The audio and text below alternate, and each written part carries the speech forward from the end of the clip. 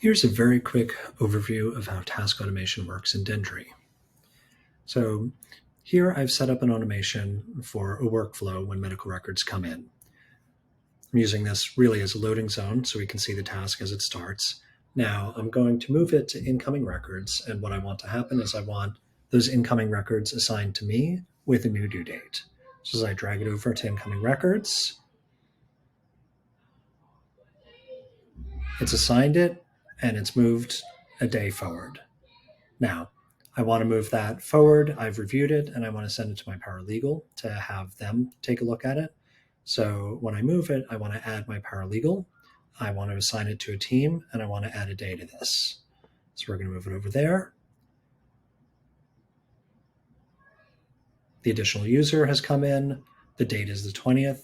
It's urgent. And now if I go in the task, you'll also see that it's been assigned to the VA workups team.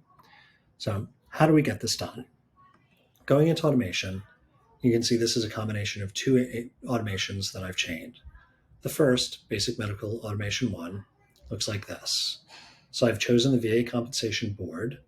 I've called this VA Basic Medical Automation 1. And here we get a plain text summary of what's happening. So when a task is moved to the incoming records column, the task is due 2 days before or after, depending on whether you have a negative or positive. The automation triggers and it's assigned to me. Now we can see how we do that. Here, I've selected when the task is moved to task position. You can also have this happen when a task moves to a certain position only with a specific title, which can be very useful if you're creating new tasks to deal with old tasks.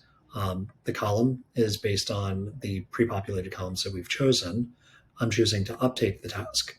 I can also create a new task, create an event, send an email based on user feedback. Pretty much anything you can do in Dendry, we can add as an automation action. The number of days before or after the automation.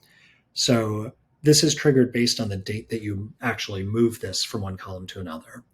Most times that's simpler than an absolute date. One of the things that we can add is a due date that's based on the prior date, and we can just advance that. You can say I'm assigned. We can also add teams, and we can add labels. If we wanted, we could also add subtasks and have multiple actions all trigger from this one trigger. So the second part of that is the automation to paralegal, where you can see here, I'm updating the task 3 days after assigning it to my paralegal, adding it to the VA workups team with these criteria, and I'm also adding the label. And so that is a very simple way to move a workflow. And by chaining these, you can create very complex workflows with only a couple of clicks. Hope this helps.